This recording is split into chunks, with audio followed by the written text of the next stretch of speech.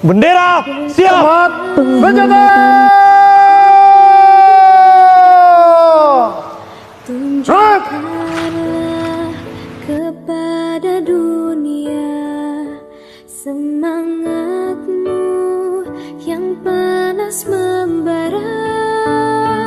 Daku ingin jiwa raga ini selaraskan keanggunan.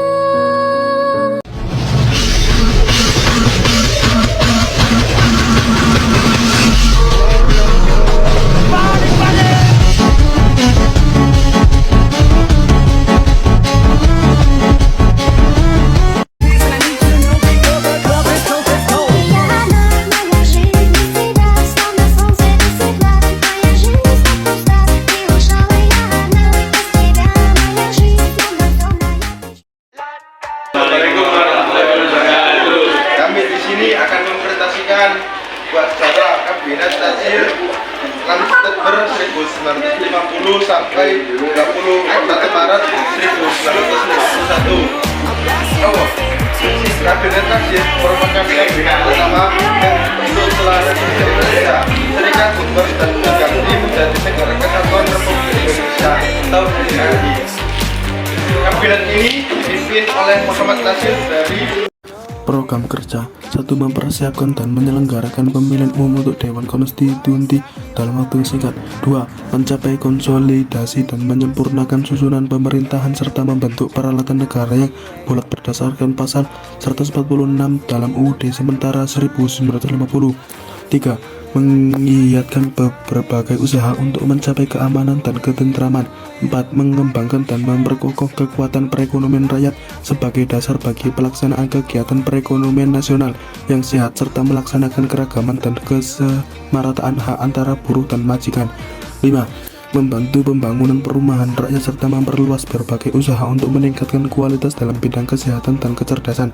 6. Menyempurnakan organisasi angkatan perang dan pemulihan mantan anggota-anggota tentara dan gerilya ke dalam masyarakat. 7. Memperjuangkan dan mengusahakan penyelesaian masalah perebutan wilayah Irian Barat dalam waktu yang singkat. Pergantian. Pada masa Kabinet Nasir ini berjalan, banyak terjadi pemberontakan di Indonesia seperti gerakan DI atau TII, gerakan Andi Aziz, gerakan APRA, dan gerakan PMS. Permasalahan terkait Irian Barat juga masih terus berlangsung dan belum ditemukan solusinya karena banyak masalah pemberontakan yang muncul. Pada 22 Januari 1951, Parlemen Indonesia menyampaikan mosi tidak percaya. Pada 21 Maret 1951 didapatkan hasil bahwa mosi tidak percaya mendapat kemenangannya. Peristiwa tersebut pun kemudian diikuti dengan mundurnya Natsir dari jabatannya. Natsir mengembalikan mandatnya kepada presiden yang menjadi tanda berakhirnya Kabinet Natsir. Setelah Kabinet Natsir tidak lagi bertugas, kabinet selanjutnya yang terbentuk yaitu Kabinet Sukiman Suwiryo. Referensi Simanjuntak PNH 2003 Kabinet Republik Indonesia dari awal kemerdekaan sampai reformasi Jakarta Jambatan HLM 116 sampai 124. Susanto Reddy 2018 Mari mengenal Kabinet Indonesia Bandung PT Dunia Pustaka Jaya.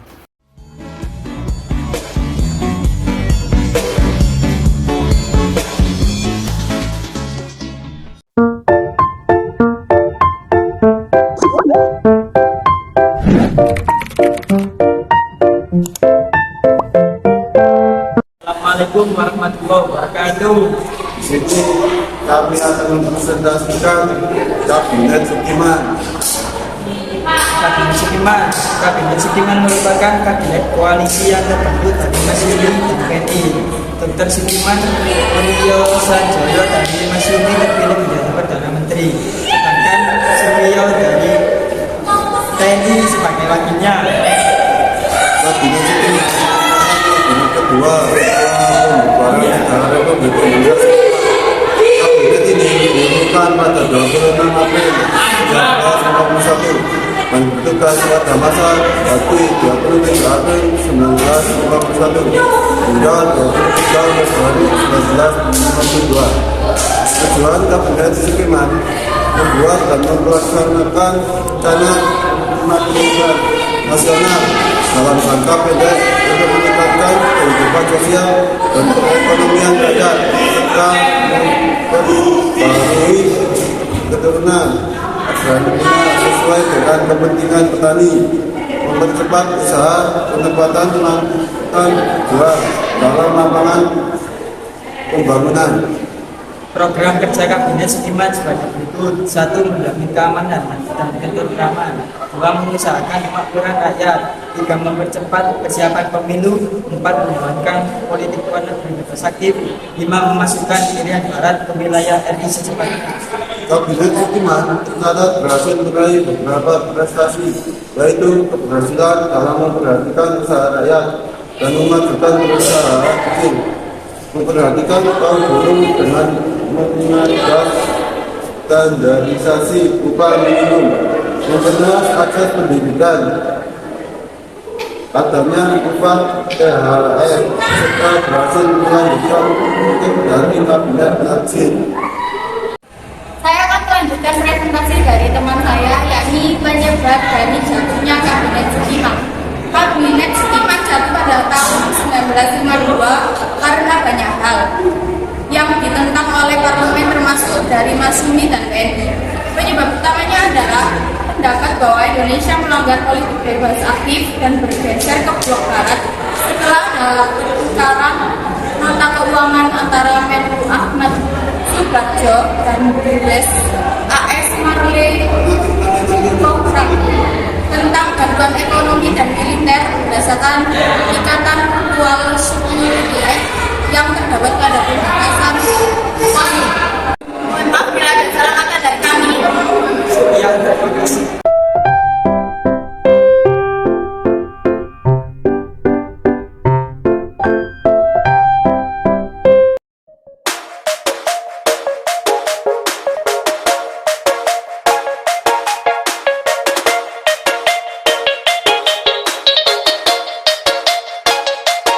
Assalamualaikum warahmatullahi wabarakatuh. Hai teman-teman, kami dari kelompok 3. Di sini kami akan mempresentasikan tentang Kabinet Wilopo yang diberikan tugas oleh Pak Yusuf. Hai teman-teman, kalian tahu nggak sih siapa Kabinet Wilopo itu? Kabinet Wilopo adalah kabinet ketiga setelah pembubaran Negara Republik Indonesia Serikat yang bertugas pada masa bakti 3 April 1952 hingga 30 Juli 1953. Latar belakang: pada tanggal 1 Maret 1952, Soekarno menunjuk Sidik Jojo Soekarto dari Partai PNI dan Prawoto Mankusesniko dari Partai Masyumi untuk menjadi formatur kabinet. Soekarno berharap tunjuknya kedua tokoh politik ini dapat membangun kabinet yang kuat serta mendapat dukungan yang cukup dari parlemen. Namun, keinginan Soekarno tidak dapat terpenuhi karena Sidik dan Purwarto tidak mendapatkan dukungan penuh dari parlemen. Sidik dan Prawoto kemudian mengembalikan mandatnya kepada Presiden. Pada tanggal 19 Maret 1952, Soekarno akhirnya menunjuk Wilopo sebagai formatur kabinet yang baru. Kabinet Wilopo ini menjadi kabinet second, artinya kabinet ini berisikan jajaran para tokoh yang ahli dalam bidangnya, bukan hanya dari partai politik tertentu. Tujuan Wilopo menerapkan prinsip zaken kabinet dalam menjalankan pemerintahan. 1. Menghindari terjadinya malfungsi kabinet karena kepentingan partai. 2. Menghindari praktik korupsi di kabinet. 3. Memaksimalkan kinerja para materi dan anggota kabinet. Program-program kerja dari Kabinet Wilopo sebagai berikut, yaitu 1. Keamanan dalam negeri. 2. Perjuangan pembahasan Irian Barat. 3. Melaksanakan politik luar negeri bebas aktif. 4. Persiapan pemilu. 5. Peningkatan kemakmuran dan kesejahteraan rakyat. Kesimpulan dari apa yang dipresentasikan teman-teman saya, Kabinet Wilopo telah berhasil menyelesaikan permasalahan ekonomi yang terjadi masa itu. Selain itu juga pemerintah telah berhasil mengeluarkan rancangan undang-undang pemilu, meskipun pemilu belum dapat dilakukan di tahun yang sama. Mohon maaf bila ada kesalahan kata dari kelompok kami. Ini terima kasih. Sekian, terima kasih. Wassalamualaikum warahmatullahi wabarakatuh.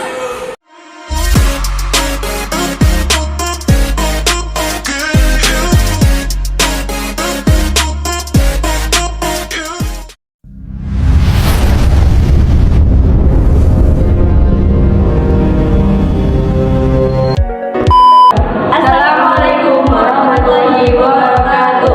Perkenalkan, nama saya Ana Fitria. Perkenalkan, nama saya Nurhayati Fitria. Perkenalkan, nama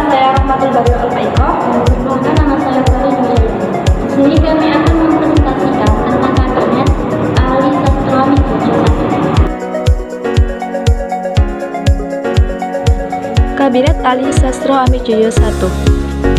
Kabinet Ali Sastro Amijoyo Wongsonegoro atau Kabinet Ali Sastro Amijoyo adalah kabinet keempat setelah pembubaran Negara Republik Indonesia Serikat yang diumumkan pada 30 Juli 1953 dan memerintah pada masa bakti 1 Agustus 1953 hingga 24 Juli 1955. Kabinet ini didukung oleh beberapa partai yaitu NU, Nahdlatul Ulama, dan PNI, Partai Nasional Indonesia. Tentu, supaya bisa memimpin dengan baik, setiap kabinet harus punya program kerja. Nah, program kerja Kabinet Ali Sastro Amijoyo cukup banyak, yaitu 1. Menyelesaikan pertikaian politik. 2. Kekuatan politik luar negeri yang bebas dan menuju perdamaian dunia. 3. Menyelenggarakan pemilu dengan segera. 4. Mengusahakan kembalinya Irian Barat ke dalam kekuasaan wilayah Republik Indonesia. 5. Melaksanakan politik bebas aktif. Prestasi Kabinet Ali Sastro Amijoyo I sebagai berikut. 1. Pemilu. Persiapan pemilu berhasil rampung di masa pemerintahan Kabinet Ali Sastro Amijoyo I. Pemilu ini direncanakan akan dilakukan pada tanggal 29 September 1955. 2. Membaikan hubungan dengan Cina. Terdapat sebuah sistem ekonomi baru bernama Alibaba. Sistem ekonomi ini adalah kerjasama antara pengusaha pribumi dengan pengusaha Byung-hoa. 3. Menyelenggarakan Konferensi Asia Afrika atau KAA. Kabinet Ali Sastro Amijoyo I. Jatuhnya Wilopo membuat Presiden Soekarno mengalihkan mandatnya ke partai lain setelah Masyumi dan PNI mengalami kegagalan. Presiden menetapkan Wongsonegoro dari Partai Indonesia Raya (PIR) dan kabinet terbentuk pada 30 Juli 1953 dengan Ali Sastro Amijoyo sebagai Perdana Menteri. Kabinet ini bertahan selama 2 tahun saja, meski berhasil menorehkan prestasi gemilang. Pada akhirnya, Ali harus mengembalikan amanah kepada Presiden Soekarno. Alasan utamanya adalah karena adanya mosi tidak percaya dari Masyumi. Ada beberapa permasalahan yang menyebabkan jatuhnya Kabinet Ali Sastro Amijoyo I, yaitu 1. Konflik antara para PNI dan NU. 2. Pemberontakan DI atau TII. 3. Konflik internal antara Kabinet dan TNI Angkatan Darat AD.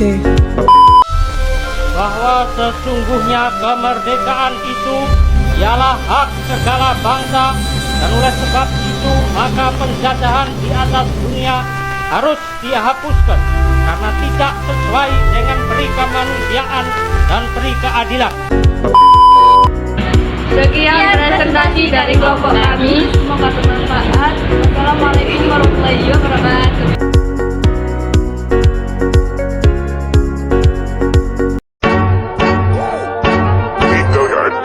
I got so motherfucking design on right now. Bring it down, bring it down, bring it down, bring it down, hold fast, hold down. Assalamualaikum warahmatullahi wabarakatuh. Kami dari kelompok 5, di sini kami akan mempresentasikan tentang Kabinet Burhanuddin Harahap.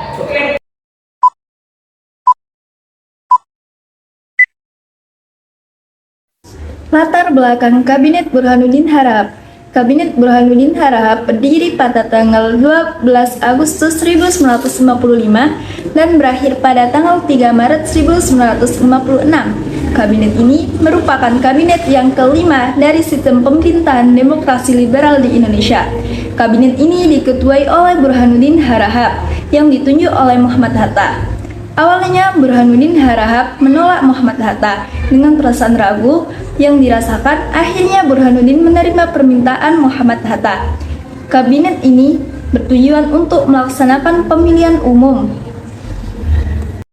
Program kerja: 1. Mengembangkan kewajiban para pemerintah. 2. Melaksanakan pemilihan umum menurut rencana yang sudah ditetapkan. 3. Menyelesaikan perundang-undangan, konsentrasi sedapatnya menyelesaikan perundang-undangan, konsentrasi sedapat-dapatnya. 4. Menghilangkan faktor-faktor menimbulkan intervensi. 5. Memberantai korupsi. 6. Mengembalikan instan Barat ke Republik Indonesia.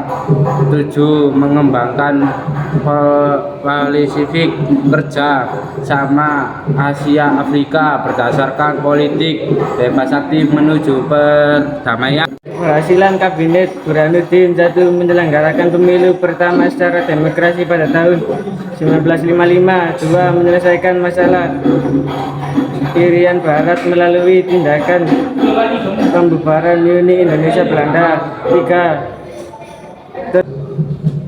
Terbinanya hubungan yang baik antara Angkatan Darat dan Kabinet Burhanuddin.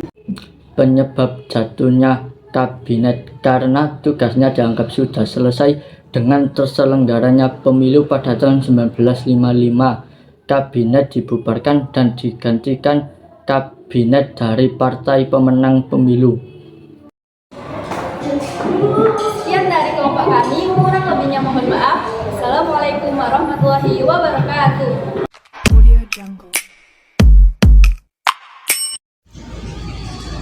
Halo, assalamualaikum warahmatullahi wabarakatuh. Di sini saya perwakilan dari kelompok F ingin mempresentasikan Kabinet Sastra Ami Jojo 2. Selamat menyaksikan.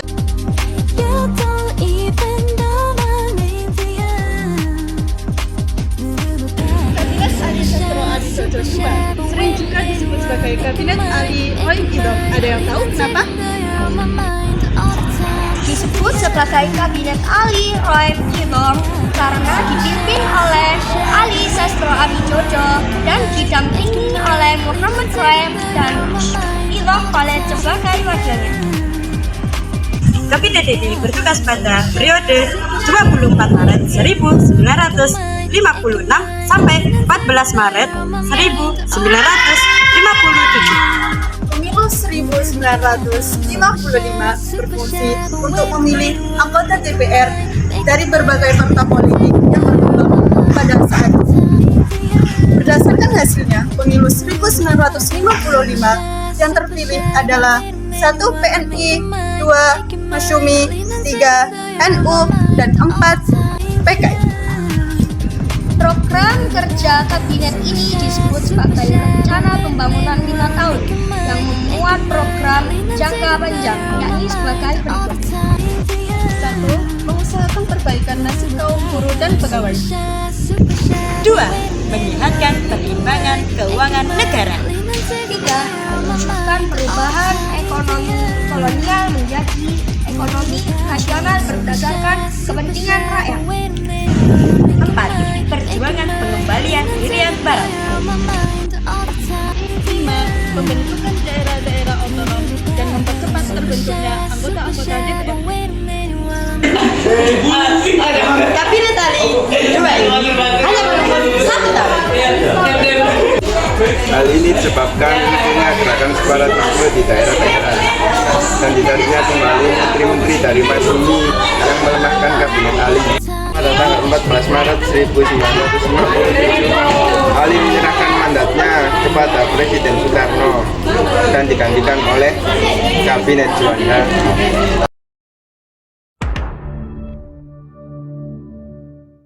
Presentasi dari kami, kurang lebihnya mohon maaf yang sebesar-besarnya. Akhirul kalam. Wassalamualaikum warahmatullahi wabarakatuh.